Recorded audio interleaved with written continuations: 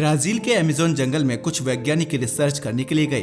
वहां वे एक डैम पर रिसर्च कर रहे थे कि अचानक उनका ध्यान पानी में बने एक बुलबुले पर गया। जब उसका टेस्ट किया गया तो उनके होश उड़ गए, क्योंकि यह कोई आम बुलबुला नहीं था, बल्कि ऐसी चीज थी जो धरती के लिए सबसे बड़ा खतरा थी। और यह सिर्फ अमेज़न जंगल के उस पानी में ही नहीं थी, बल्कि दुनिया के हर देश में देखने को मिलने वाली थी। आखिर क्या था उस बुलबुले के अंदर, यह तो वीडियो के अंदर ही पता चलेगा, तो बने रहिए अंत तक। आपकी स्क्रीन पर चल रही तस्वीर में आज जो लैंड सूखी और बंजर पड़ी है, आज से कुछ सालों पहले यहाँ ऐसा मंजर नहीं था, बल्कि यह एक हरा भरा पानी से लहराता हुआ इलाका था। यहाँ कभी एक नदी बहती थी जिसे चीन की बैकबोन कहा जाता था, मगर आज यहाँ पर दूर दूर तक कुछ है ही नहीं। जी हाँ, सही समझे, हम बात कर रहे हैं चीन की यांगसी रिवर की, जिसकी गवाही चीन के पुराने से पुराना इतिहास भी देता है। मगर सवाल ये है कि आखिर चीन की ये हिस्टोरिकल रिवर कैसे सूख गई। और बात केवल चीन की नहीं, बल्कि लगभग पूरी दुनिया में नदियों के साथ कुछ ऐसा ही देखने को मिल रहा है।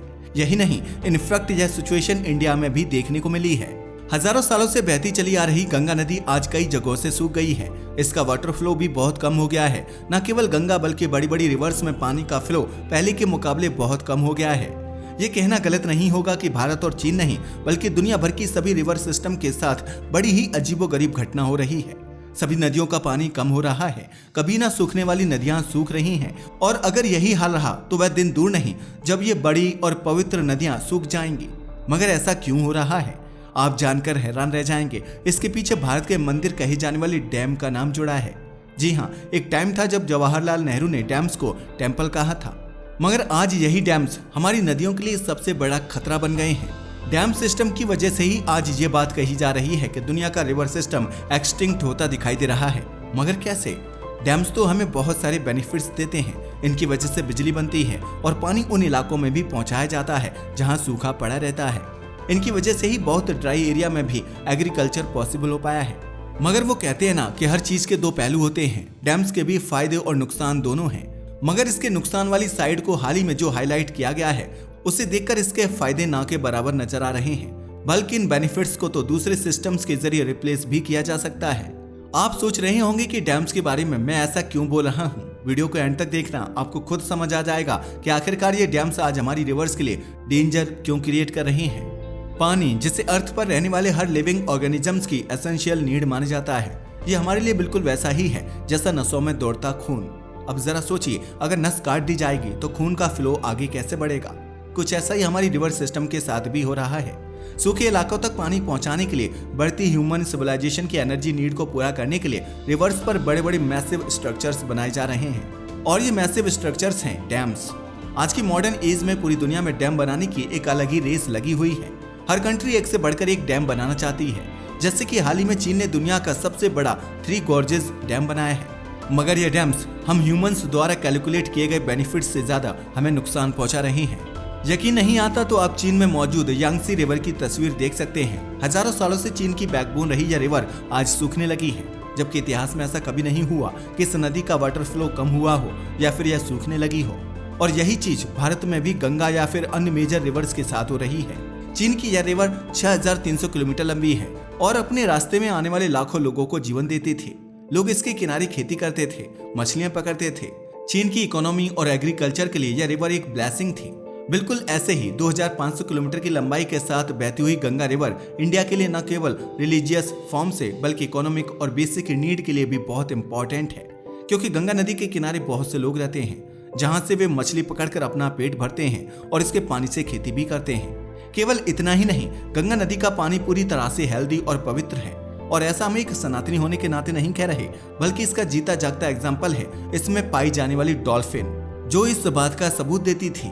मगर जैसे जैसे इन कंट्रीज ने डेवलपमेंट के नाम पर नदियों के पानी को रोककर डैम बनाना शुरू किया, इन रिवर्स ने अपना नेचुरल रूप खोना शुरू कर दिया है। चीन में 3 गॉर्जेस डैम, इंडिया में फरक्का बैराज और टिहरी जैसे डैम्स बनाए गए हैं। स्टार्टिंग में तो यही एक फायदे का सौदा लग रहा था, मगर जैसे जैसे समय बीता और नेचुरल सिस्टम में बदलाव आया तो हमें इनकी रियलिटी समझ आने लगी।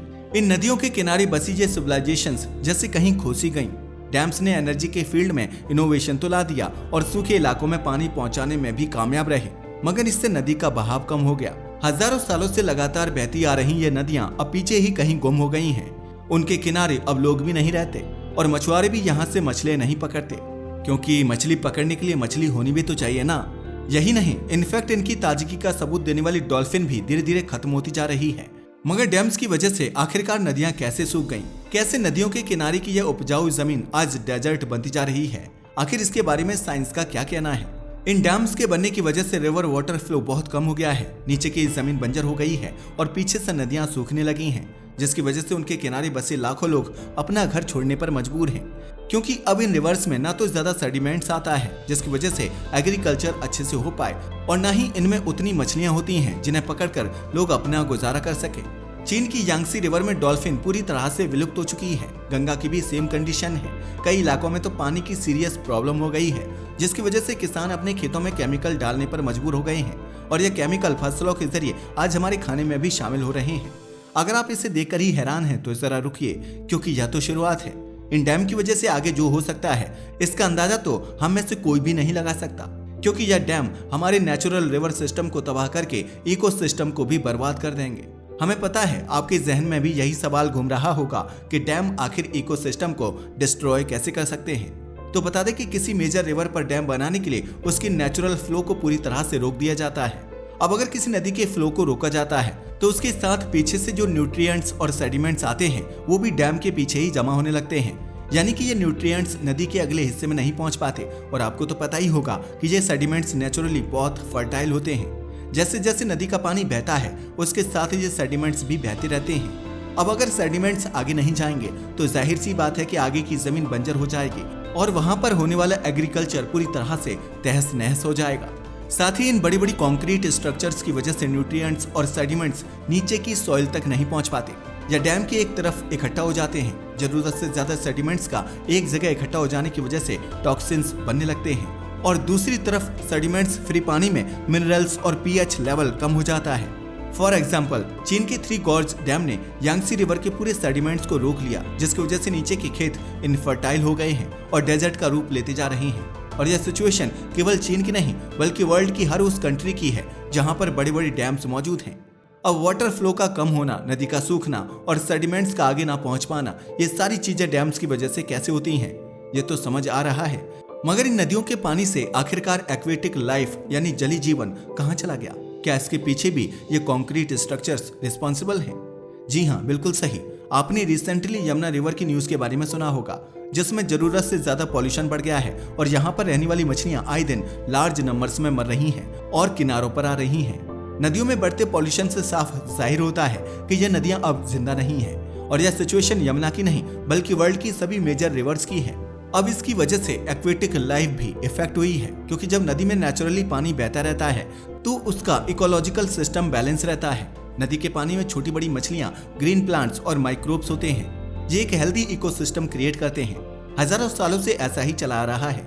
ये टॉक्सिन्स को प्रोसेस करती रहती हैं और नदी का पानी भी साफ रहता है और यह ओवर पॉल्यूशन से भी बच जाती हैं। मगर जब बीच में डैम्स आ जाते हैं तो रिवर वाटर का यह नेचुरल फ्लो रुक जाता है, पानी सड़ने लगता है और उसमें रहने वाली एक्वेटिक लाइफ भी। यही वजह है कि डैम बनने से पहले ये सभी नदियां साफ थीं। इनका इकोसिस्टम, फूड साइकिल सब कुछ बैलेंस था। डैम्स की वजह से एक्वेटिक ऑर्गेनिजम्स की फूड साइकिल डिस्टर्ब हुई है। इन डैम्स ने एक्वेटिक माइग्रेशन को रोक दिया है। ये मछलियां ऊपर जाकर रिप्रोडक्शन नहीं कर पाती। जैसे अमेरिका की कोलंबिया रिवर में बने डैम्स की वजह से सैल्मन मछलियां खत्म होने लगी हैं, और यही हाल इंडिया की भी सभी रिवर्स का है, जहां पर आपको नदी के पानी में जीव जंतु या मछलियां बहुत ही कम देखने को मिलती हैं। क्योंकि डैम भले ही एनर्जी सोर्स हो, मगर इनसे होने वाला पॉल्यूशन किसी कोल प्लांट से कम नहीं है। 2007 में ब्राजील के अमेज़न फॉरेस्ट में कुछ वैज्ञानिक रिसर्च करने के लिए निकले। यह बेल बोआ डैम के रिजर्व पर रिसर्च कर रहे थे। अचानक इनका ध्यान पानी में बने एक बुलबुले पर जाता है, जिसको टेस्ट करने पर पता चला कि पानी का यह बुलबुला मीथेन गैस से भरा हुआ है। जी हाँ, वही मीथेन गैस जो CO2 के मुकाबले 25% ज्यादा हार्मफुल ग्रीन हाउस गैस है। यानी कि मतलब साफ था, ये सभी डैम्स कोल प्लांट्स जितना पॉल्यूशन कर रहे हैं। भारत, चीन, अमेरिका, इन सभी बड़े डैम्स वाली कंट्रीज में यह कंडीशन ऑब्जर्व की गई है। मगर सवाल यह आता है कि आखिरकार इन डैम से यह पॉल्यूशन कैसे हो रहा है। तो बता दें कि नदी अपने साथ पीछे से जो पेड़ पौधे, जीव जंतुओं की डेड बॉडीज लेकर चलती हैं, उन्हें ही सेडिमेंट्स कहा जाता है। डैम की वजह से ये सेडिमेंट्स उसके एक तरफ रुक जाते हैं और वहां पर सड़ने लगते हैं। ऑर्गेनिजम्स की डेड बॉडी से ही ये टॉक्सिन्स बनते हैं, जो बाद में मीथेन गैस में कन्वर्ट हो जाते हैं और एनवायरनमेंट में मिलने लगते हैं। जो डायरेक्ट क्लाइमेट चेंज को इफेक्ट करती है। यानी कि green energy source, renewable energy source वाले डैम्स हमारे एनवायरनमेंट को सबसे ज्यादा नुकसान पहुंचा रहे हैं। अब ये तो डैम की वजह से होने वाले कुछ ऐसे लॉस थे जो हमें आजकल दिखाई दे रहे हैं। इनकी वजह से हमारी नदियां सूख रही हैं, उनका नेचुरल वाटर फ्लो कम हो रहा है और मीथेन जैसी जहरीली गैस एनवायरनमेंट में मिल रही है। मगर क्या आपने सोचा कि ये डैम्स तो जीते जागते एक तबाही है। जरा सोचिए, अगर आज भारत में कोई भी बड़ा डैम टूट जाता है तो अपने साथ लाखों लोगों को ले डूबेगा। एक हंसता खेलता शहर तबाह हो जाएगा, जैसा कि चीन में हुआ था साल 1975 में। चीन का बानचियाओ डैम हैवी रेनफॉल की वजह से टूट गया था, जिसकी वजह से 2,30,000 लोगों की जान गई थी। अगर दुनिया में कोई भी बड़ा डैम टूट जाता है तो तबाही का मंजर इससे भी खतरनाक होगा। तो आखिर उसका सॉल्यूशन क्या है? क्या हम इन डैम्स की वजह से होने वाली इस तबाही को रोक सकते हैं? डैम्स के रिप्लेसमेंट के तौर पर small hydro electric power plant और रन ऑफ रिवर सिस्टम को देखा जा रहा है। इनके जरिए नदी के पानी को पूरी तरह से रोका नहीं जाता, बल्कि नदी नेचुरली फ्लो करती रहती है और इस फ्लो से ही टरबाइन को घुमाकर एनर्जी प्रोड्यूस की जाती है। हालांकि इससे डैम की तरह ज्यादा अमाउंट में एनर्जी प्रोड्यूस नहीं होती, मगर हाँ, यह डैम की तरह इकोसिस्टम को नुकसान भी नहीं पहुंचाते। थोड़ा ही सही, लेकिन इससे प्रोड्यूस होने वाली एनर्जी हम सबके लिए सेफ है। दूसरा फैक्ट सॉल्यूशन यह है कि जो डैम टूटने वाले हैं या फिर जिनको टूटने का खतरा ज्यादा है, उन्हें जल्द से जल्द हटाया जाए और ह्यूमन सिविलाइजेशन को उनकी आउटब्रेक से बचाया जाए। वैसे आपको क्या लगता है, क्या hydro electric power plant dams के मुकाबले वाकई सेफ है? हमें अपनी राय कमेंट करके जरूर बताइएगा। साथ ही अगर आपको हमारी वीडियो पसंद आई हो तो इसे लाइक करके हमारे चैनल को सब्सक्राइब करना ना भूलें। धन्यवाद।